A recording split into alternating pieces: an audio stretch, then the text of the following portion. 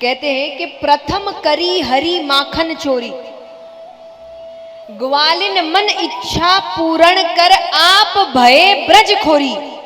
प्रथम करी हरि माखन चोरी। तो भगवान यहां घर पर बैठे हैं, विचार कर रहे। भगवान कहे कि ये बहुत ही रसमयी लीला है, सबको बड़ा आनंद आएगा। शांति बना के रखे सभी। तो सबको बड़ा आनंद आएगा। पर भगवान कहे कि यशोदा मैया तो इस लीला के कभी दर्शन कर ही नहीं पाएगी।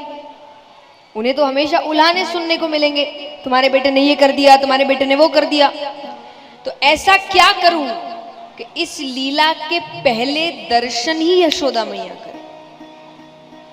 भगवान सोच रहे हैं क्या करूं क्या करूं। फिर भगवान ने कहा एक काम करते हैं, पहली चोरी घर पे करते हैं। क्योंकि देखिए चोरी करना माने आसान काम। एक तो जितने बच्चे बैठे हैं यहाँ पे कोई चोरी नहीं करना कभी, ठीक है।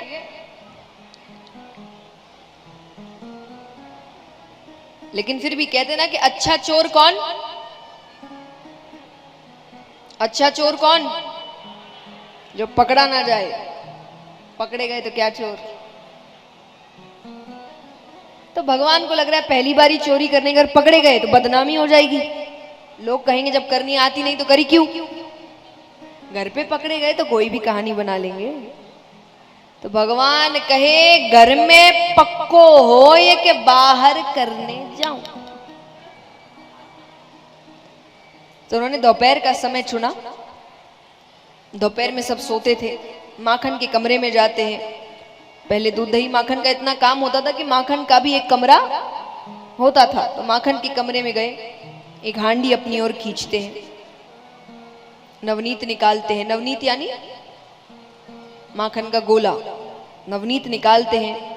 भोग लगाने ही लग रहे हैं कि भगवान के ठीक सामने एक दर्पण पड़ा हुआ है, शीशा जिसमें कांच हम अपने आप को देखते हैं। अच्छा, भगवान ने आज तक दर्पण देखा नहीं है, उनको पता भी नहीं है दर्पण होता क्या है। और पहले फोन इत्यादि तो थे नहीं। तो जिस व्यक्ति ने कभी दर्पण नहीं देखा उसने असलियत में अभी तक खुद को नहीं देखा। तो भगवान के सामने वो दर्पण पड़ा है। वो देखते ही भगवान ने तुरंत हाथ,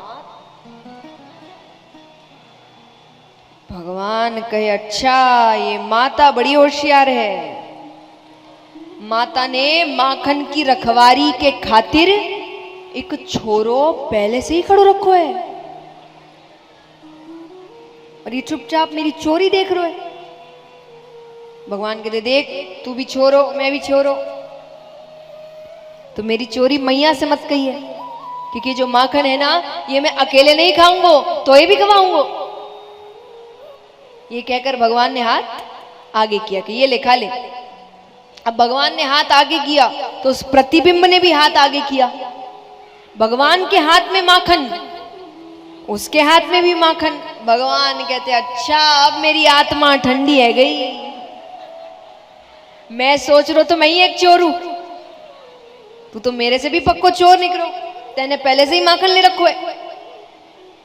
भगवान कहते कोई ना, चोर चोर मौसेरे भाई, तू मेरी चोरी मत कही है, मैं तेरी चोरी नहीं कहूंगा। अच्छा, यशोदा मैया ये सब पीछे से देख रही है कि कैसे भगवान अपने आप से कांच के सामने, बड़ा प्यारा लग रहा है। एक तो छोटा सा बच्चा, तोतली भाषा। जब भगवान की बातें खत्म हो गई तब यशोदा मैया ने आवाज लगाई कन्हैया। भगवान डर गए। यशोदा मैया कमरे में आती, अरे अब एक तो बहुत छोटे हैं अभी भगवान, उनको काम भी नहीं है कोई माखन के कमरे में आने का। उनको माखन चाहिए तो यशोदा मैया को बोलेंगे कि मुझे माखन खाना है। तो मैया कहे कि यहाँ क्या कर रहा है। भगवान कहते मैया मोहे माखन को लोभ ना है, पर मैंने सोचा कि मेरी मैया इतनी मेहनत से माखन निकाले तो मैं माखन की रखवारी के खातिर इस कमरे में आयो। कहते हैं ना जिसके मन में चोर होता है उसको सब चोर नजर आते हैं।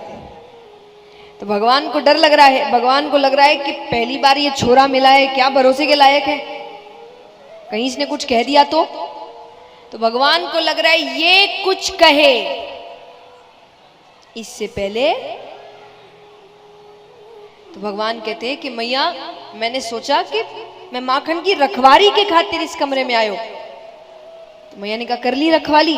बोले हाँ कर ली, पर मैंने देखा कि एक छोरा माखन चुरा रहा है। मैया कहती तूने इससे कुछ कहा नहीं?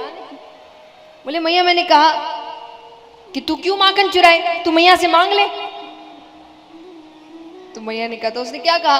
भगवान कहते मैया मैं नंदराय को छोड़ो, यो मेरो घर है, मेरे घर में वो मोकू ही आंख दिखाए। यशोदा मैया कहती अच्छा दिखाना वो छोरा कहाँ है। तो भगवान यशोदा मैया का हाथ पकड़ के खींच के ला रहे और कांच के सामने खड़े होकर कह रहे ये देखे छोरो। मैया कहती कन्हैया ये छोरा तू ही है। अरे मैं कैसे? यशोदा मैया ने उनको गोद में उठाया। अब देखो अपने आप को नहीं देखा, यशोदा मैया को तो रोज देखते हैं।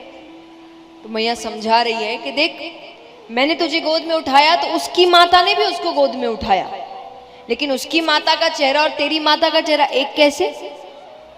भगवान भी थोड़ा सा अचंभे में पड़ गए। तब यशोदा मैया समझाती है कि इसको हम दर्पण कहते हैं, इसमें हम अपना ही प्रतिबिंब देखते हैं। समझाने के चक्कर में यशोदा मैया ये पूछना ही भूल गई कि फिर चोरी करने कौन आया।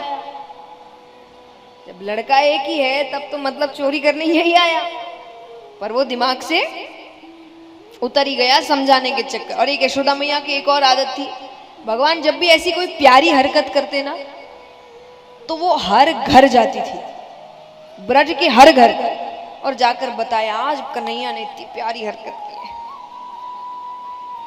तो उनका तो बस गोद में उठाए और चले हर घर।